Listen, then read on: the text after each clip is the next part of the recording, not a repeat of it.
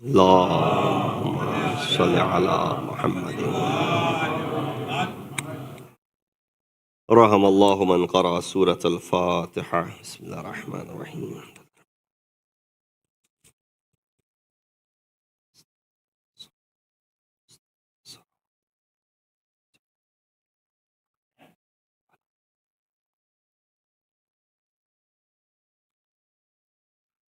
أعوذ بالله من الشيطان الرجيم. بسم الله الرحمن الرحيم.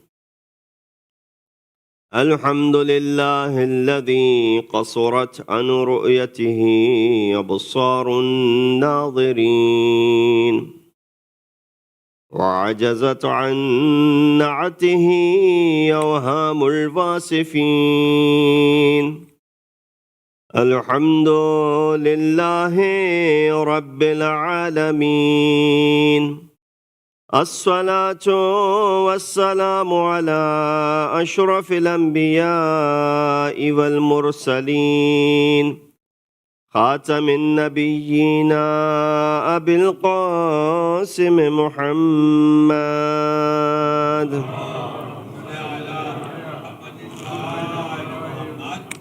وأهل بيته الطيبين الطاهرين المعصومين الذين ذهب الله عنهم الرجس وطهرهم تطهيرا.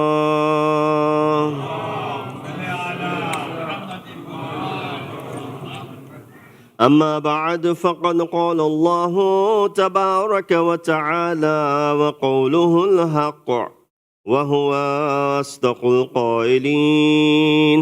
بسم الله الرحمن الرحيم. ومن يبتغي غير الإسلام دينا فلن يقبل منه وهو في الآخرة من الخاسرين. صدق الله العلي العظيم.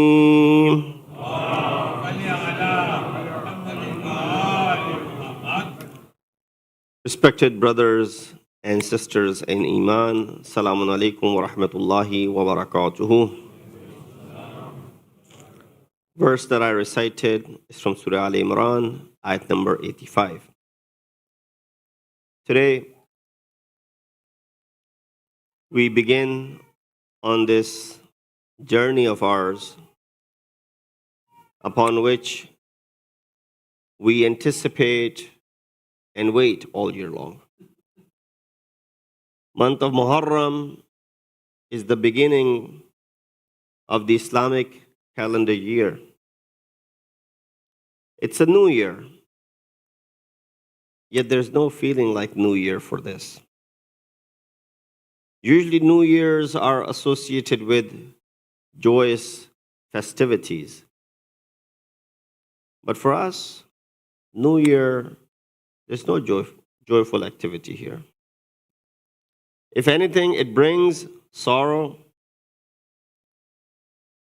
If anything, it is an occasion upon which we weep and we mourn. On the same note, while we weep and we mourn, there isn't anything else that we would expect and want in the beginning of our year. We anticipate. We wait for this time all year long. And you should feel proud and lucky that you have the opportunity to be part of that maktab which gives you understanding of the maqam of Ahlul-bayt,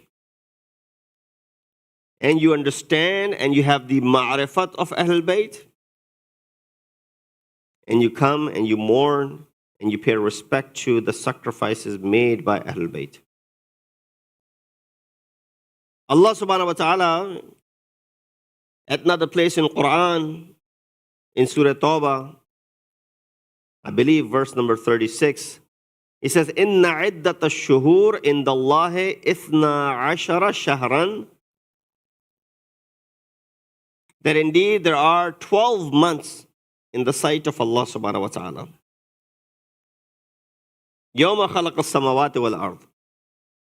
from the day he created the heavens and the earth. Arba'atun hurum. Fihim arba'atun hurum. 4 of them are considered to be sacred. Therefore, فَلَا تَظْلِمُوا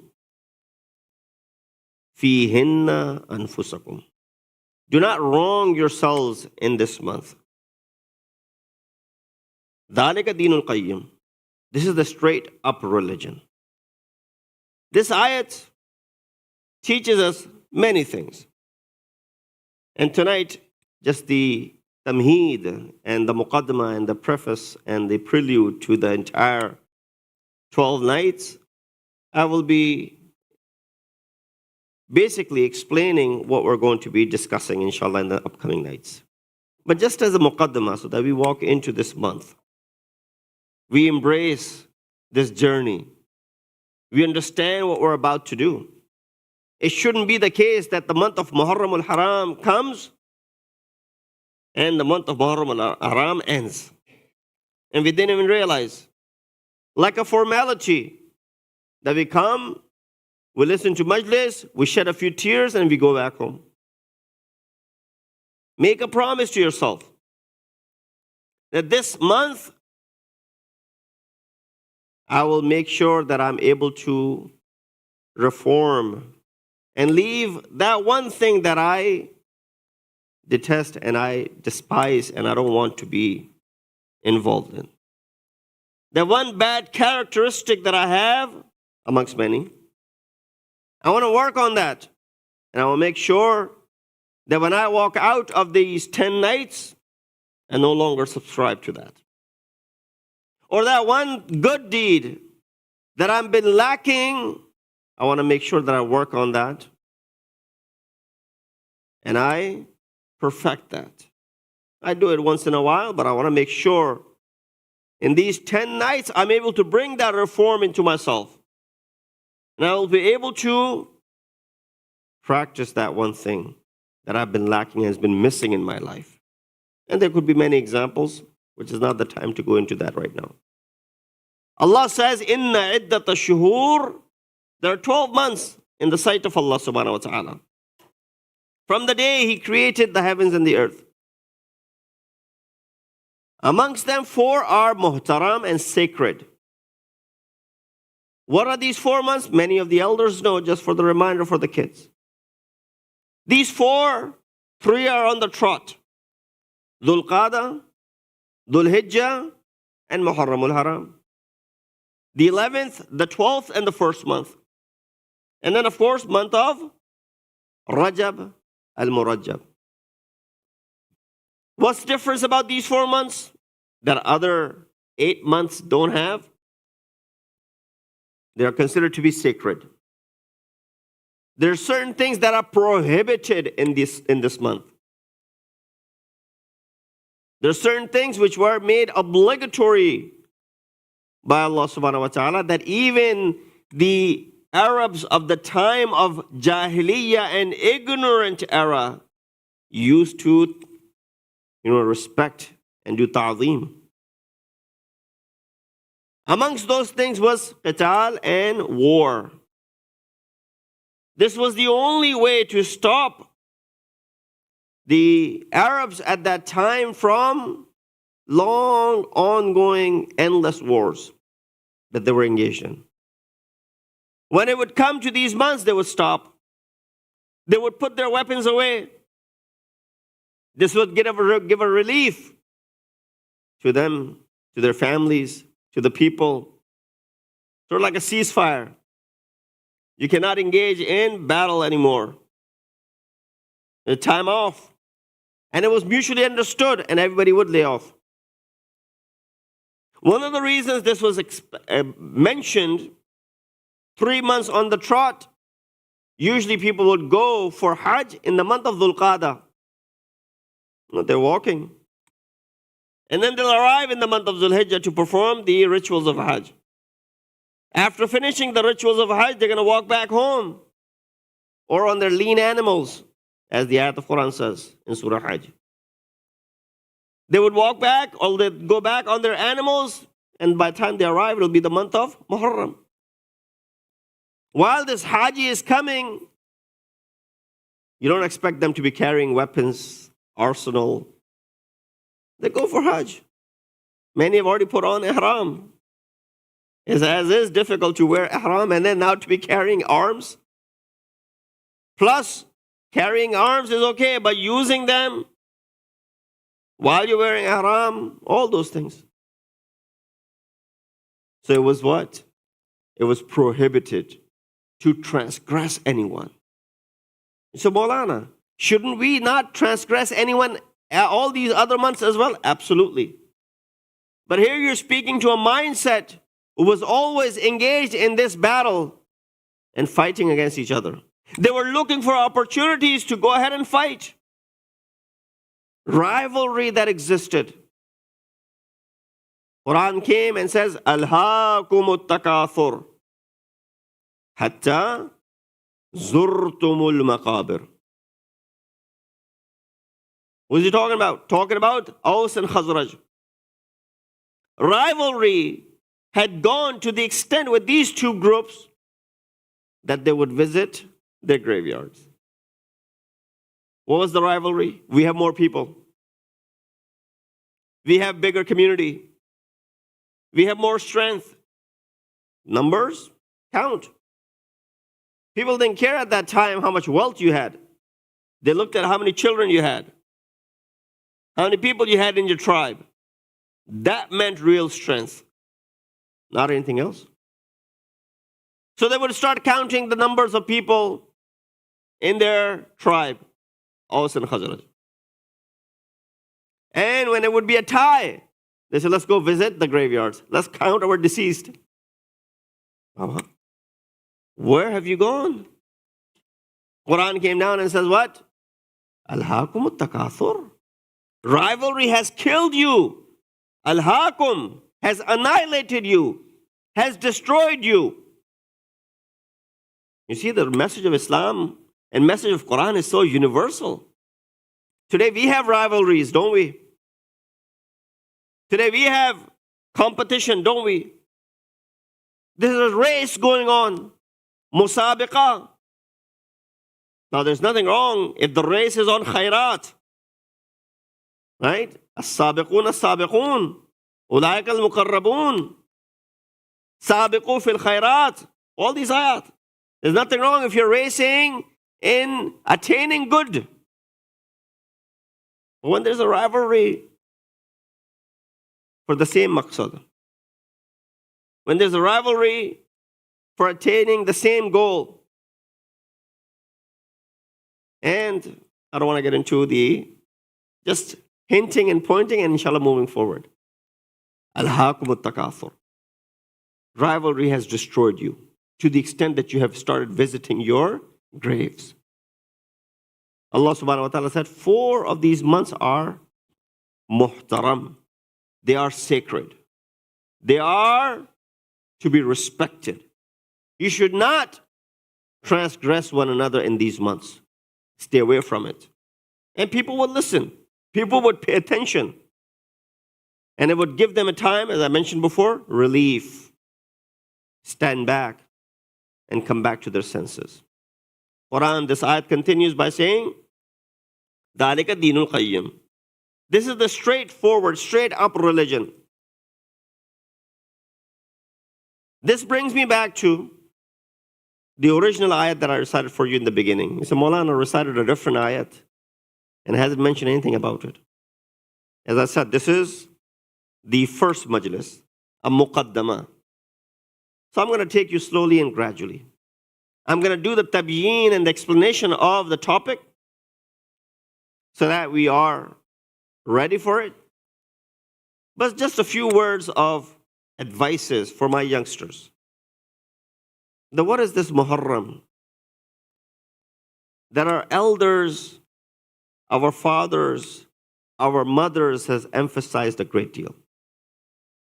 They brought us to this first Shaza. With that respect and this honor, this Aza is not in need of us. If for a second someone thinks that Majlis needs me, you've mistaken. You need Majlis. If you ever think that Imam Hussein needs me, you're mistaken. You need Imam Hussein. You know, we have majalis in probably all the languages in the world. But at least here, United States, you have Urdu majalis, English majalis, Arabic, Persian, Gujarati. I don't know if there's other languages that are, but all parts of the world. You go to India and Pakistan, primarily Urdu and Gujarati. You go to the western part of the world, primarily English. You go to the Arab world, you know the rest. Islam is not limited to a language. Islam is not in need of a language. If a majlis is being recited in a particular language, that is an honor for that language.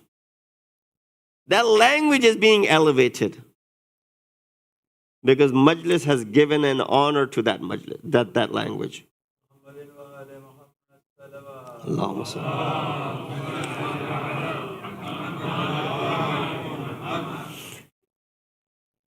So you listen to the majlis in whatever language you understand. That's the main purpose. Purpose is not, because this is the popular one, or that is less popular, for example. This will draw more crowd, or this will draw less crowd. What makes you understand? I'll share a personal story. I was invited after graduating from Qom. They had invited all the students from each country, one person representing, to a conference. At that time, we got to meet the president of the time and some of the leadership and the rahbar and all these people we got to meet. And then when they had this gathering, hundreds and thousands of people were sitting there. These students, like myself, who was invited, they asked us to go up on the podium and you have 5 minutes to talk. And you tell a Maulana to go up on the podium and have 5 minutes to talk. But of course, everybody else was a Maulana at that time over there. The crowd was filled with people wearing the turbans. Students, and then teachers, and the teachers of the teachers. So I went up on the minbar, or the podium.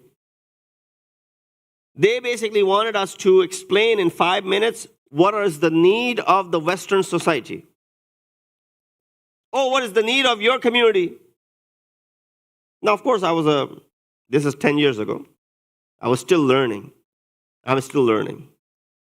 But I was more learning at that time than I am now. I got up on the minbar, and in front of a crowd which spoke only Farsi or Arabic, I started speaking in English.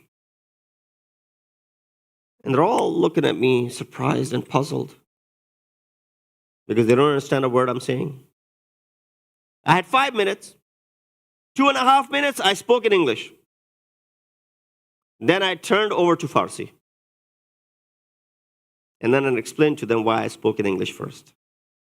I said that is the biggest challenge of our communities and societies right now. Language. So much emphasis on having a majlis and aza in a particular language.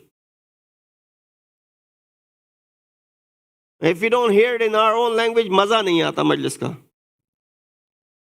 Have you come here to enjoy the majlis? Or have you come here to shed tears for Sayyid al-Shuhada? I tell you that I've visited places, Arab communities, elderly Arab ladies, don't speak a word of English, but the community invited me to speak in English. A small community.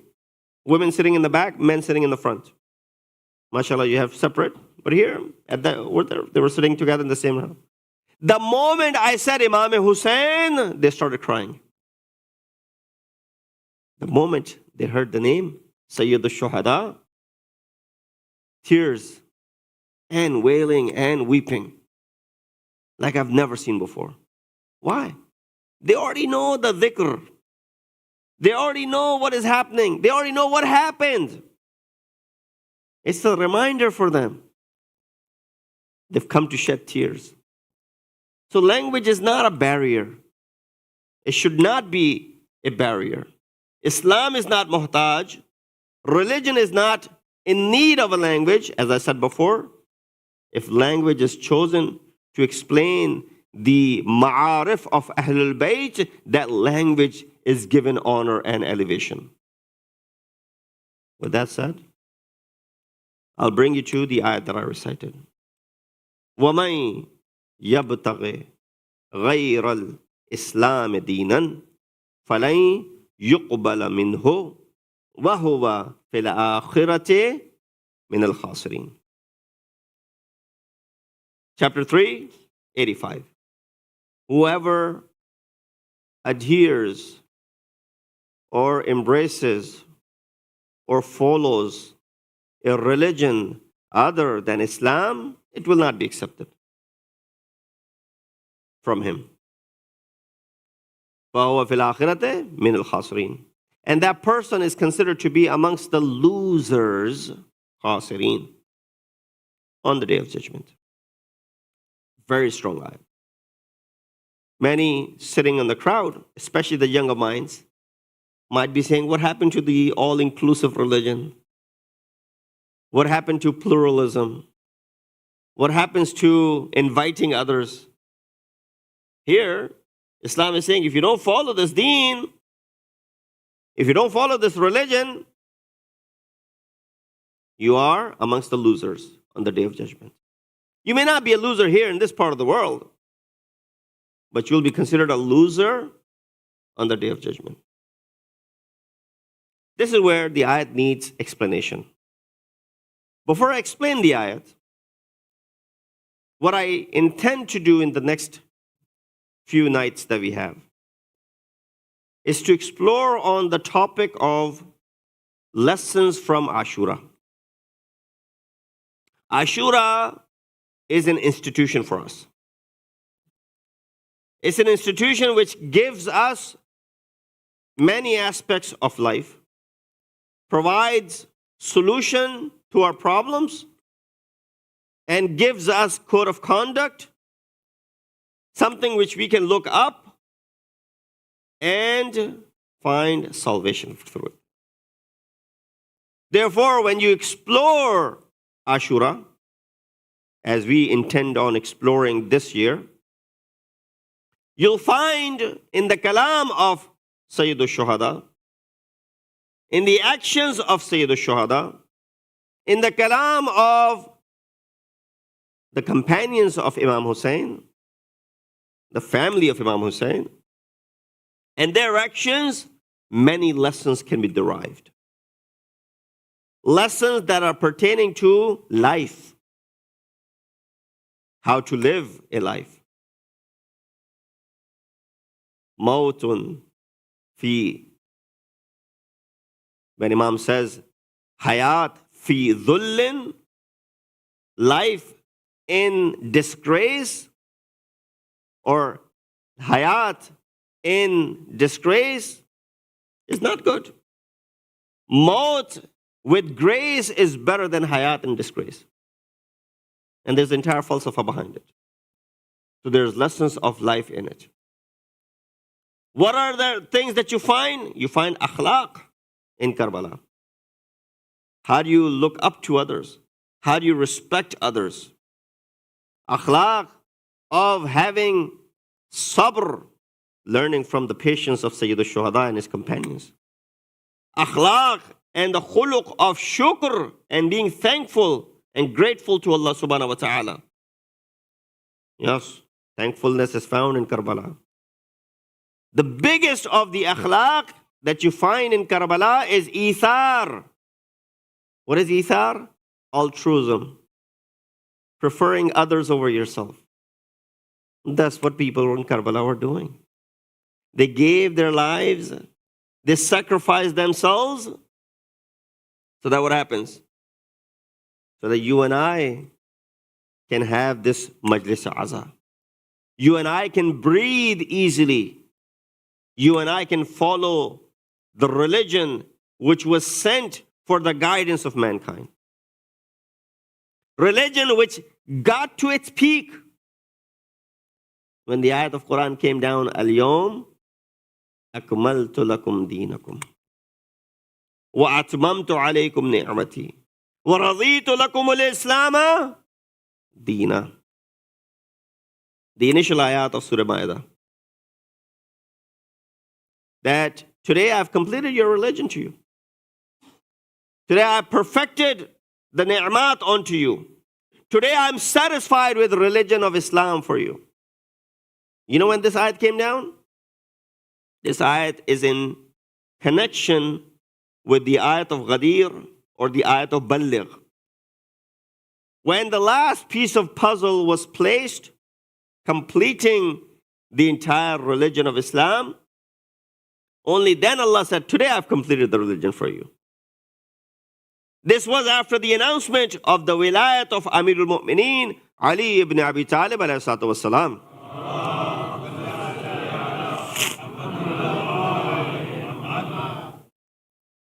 When Rasulullah said, Allah has spoken to me, as He has spoken to me on many occasions, saying, Ya ayyuhar Rasul, balligh ma unzila ilayka min rabbik.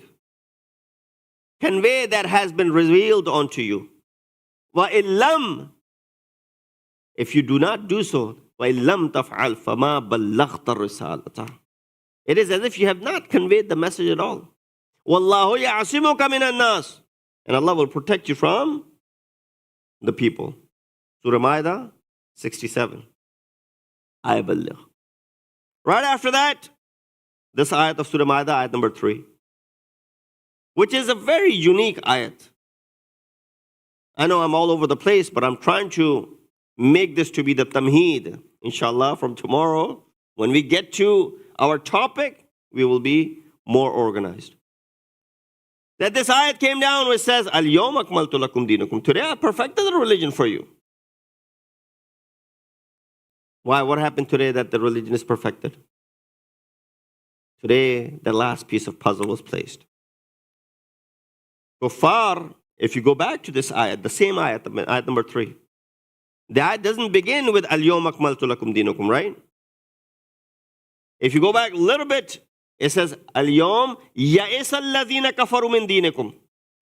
Today is the day kuffar are what? In despair.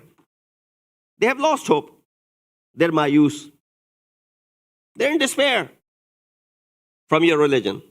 Al-Yawm ya'isa alladhina kafaru min deenakum. They are in despair. Why? Something must have happened that day that they're now in despair. For the past 23 years, they were not in despair. When Rasulullah had announced jihad, they were not in despair. When Rasulullah announced other acts of worship, they were not in despair. When Salat came, when Zakat came, when Khums came, when Hajj came, when Jihad came, when all of these actions were made obligatory, when Rasulullah was propagating Tawheed, although they countered to that Tawheed as well, they wanted to make a plan.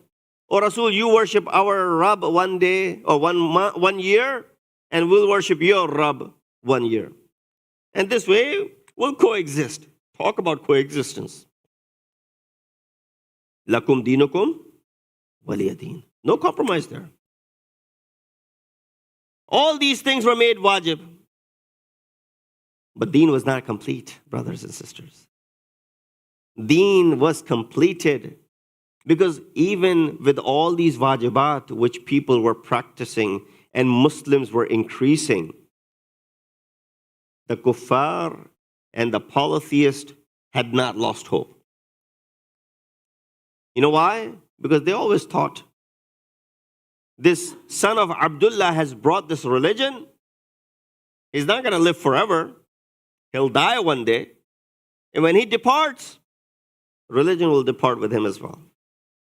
But the moment Rasulullah announced that he is my successor, now they lose hope. So, well, now that he's announced a successor, meaning this will continue, then they lose the hope. But imagine, Allah is saying that this religion is complete. It's perfect. It's at its peak. What happened to this religion that within 50 years of the departure of Rasulullah, that his grandson is now being killed? That grandson for whom Rasulullah had given specific instructions, Husaynun minni, wa ana min al-Husayn. Hussein is from me. Yes, he's my grandson. Wa ana min al-Husayn, and I am from Hussein. Because my message will continue through Hussein. Inna al-Husayn misbahul huda wa safinatun najat. Prophet said this. Hussein is that guide, that light, the beacon of light, and the ark of salvation. That Hussein. Not an ordinary individual. Rasulullah made it obligatory upon people to respect Hussein and Imam Hassan. Not that Rasulullah made it, Allah made it obligatory. You all know the ayat, Surah Shura. قُلْ لَا أَسْأَلُكُمْ عَلَيْهِ أَجْرًا إِلَّا الْمَوَدَّةَ. I don't ask anything in compensation except what? Except that you love. And this love is not a recommended love. The Prophet tell them, this is an obligation upon them. You're not going to ask any money from them, nor can they pay you enough for the service that you have provided to them for 23 years. But if they're insisting, oh Rasul, let us know something that we can do for you, then ask them this. I ask nothing except that you do mawaddat to my qurba, to my family. There are many words that are key words in this ayat. I'm sure the scholars that have sat on this member have explained. But for my ignorance, that I don't know if they have explained or how they've explained, I'll explain it anyway. Allah did not say, oh Prophet, tell them, قُلْ لَا أَسْأَلُكُمْ عَلَيْهِ أَجْرًا إِلَّا الْمُحَبَّةَ فِي الْقُرْبَةِ. Right? In Arabic, you have two words, muhabbat and mawaddat. The word mawaddat is used, not muhabbat. What's the difference between the two, Maulana? You're confusing us with Arabic. Muhabbat and mawaddat have both appeared in Quran. قُلْ إِن كُنْتُمْ تُحِبُّونَ اللَّهَ فَاتَّبِعُونِي. If you love Allah, then follow me. The word muhabbat is in Quran. And then the word mawaddat is in Quran. What's the difference between the two? Muhabbat, although translated as love, mawaddat, translated as love, there's a difference between the two. Muhabbat happens on its own. Mawaddat is done with intention. Meaning what? I flew in from Jersey, I touched down here in Orlando, and I see something beautiful, and I fall in love. Love at first sight. I see a beautiful scenery, I fall in love. This is such a beautiful place. I've never seen something like this before. I now love this place. Love happened on its own. All I had to do is lay eyes on it. Or you could relate this to an individual even. You saw someone and you fell in love with them. Love at first sight. But that happened on its own. Many a time, when you fall in love with something or someone, there's no guarantee that this love will remain. Why? Because then I went to Switzerland and I saw a better place. I said, what? Orlando? I'm here. Then I went to Kashmir, for example, and saw even more beautiful place. What's Switzerland? So you see, as my scenery is changing, as I see more and more beautiful place, I fall in love with that. So that means what? That love that I had for that thing was something temporary. Many a time, people who fall in love get married. Marriage doesn't work out. They separate. Divorce happens. They don't want to see each other anymore. What happened? You fell in love. Well, yeah, that was then. This is now. It was love at that time, love at first sight. Love is no longer there. So you see how love comes and goes. Mawaddat isn't that way. Mawaddat is done with intention. As the time passes, mawaddat increases. With death, mawaddat reaches its height. And that's why Quran says, قُلْ لَا أَسْأَلُكُمْ عَلَيْهِ أَجْرًا إِلَّا الْمَوَدَّةَ فِي الْقُرْبَى. Not mahabbat with the qurba. Salawat biji Muhammad wa ali Muhammad.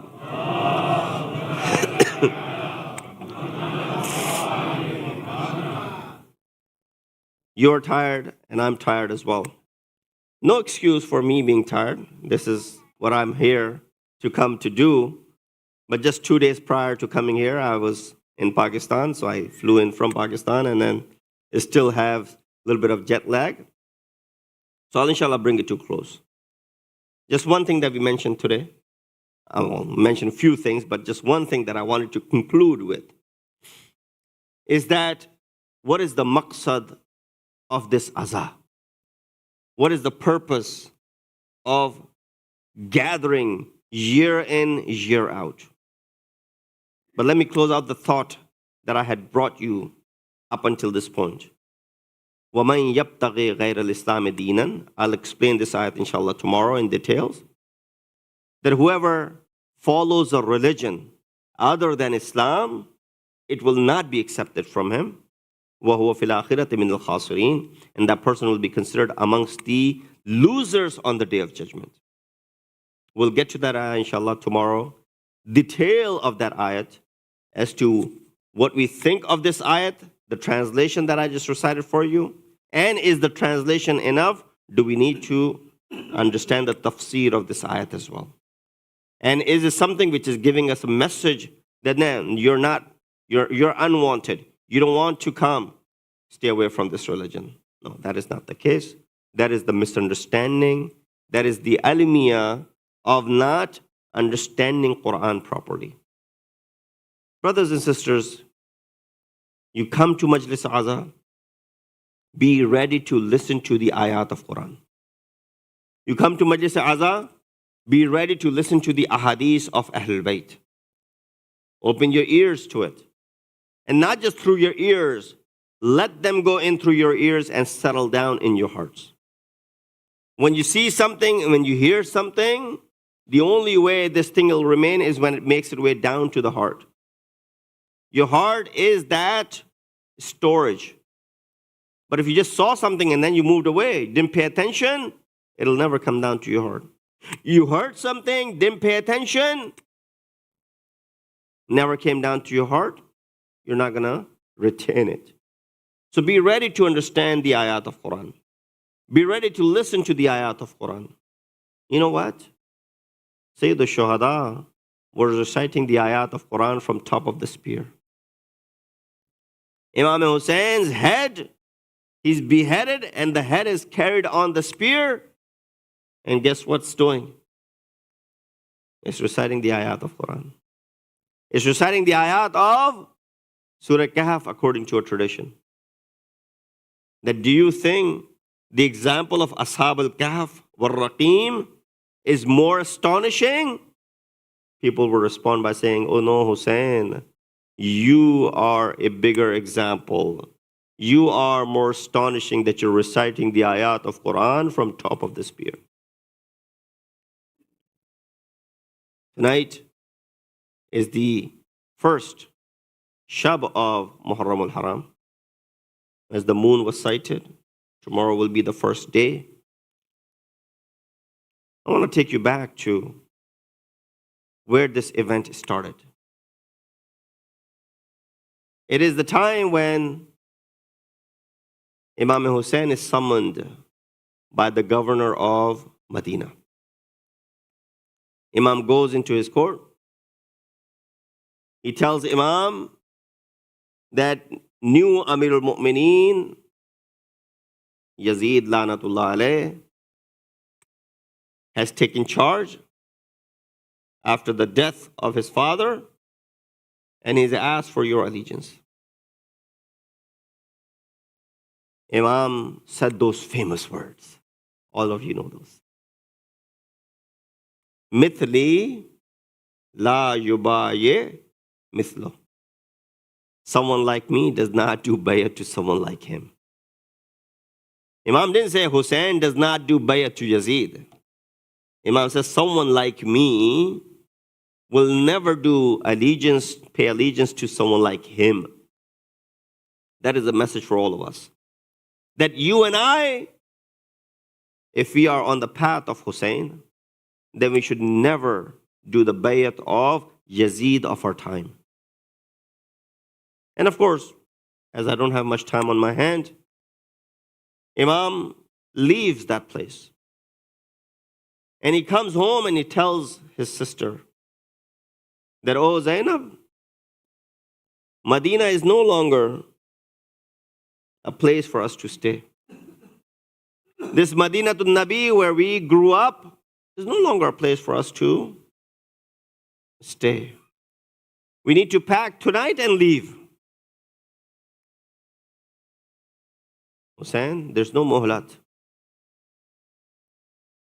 Overnight they packed, and overnight they started leaving. I want to sketch a manzar and the scene for you. Imam Hussein is sitting on a chair. The Ravi, his name is mentioned as Sinan, he's writing and documenting this historic event. Imam's journey is beginning. What is the day? 28th of Rajab. He sees that there are carriages, amari we call it. There are horses with saddles. There are camels with carriages on top of them. He said, once I saw the lady came out of the house, she was being escorted by a young man. I inquired, who is this lady and who is that young man? Someone said to me that this is Qasim and that is his mother. Then he said, I saw another lady come out. This time, there were two people who were bringing her close or carrying her to the carriage. He said, who are these two now? He said, well, Qasim and Ali Akbar. Who's this lady? This lady is Kulthum. And then another lady comes. Now Abbas has also joined.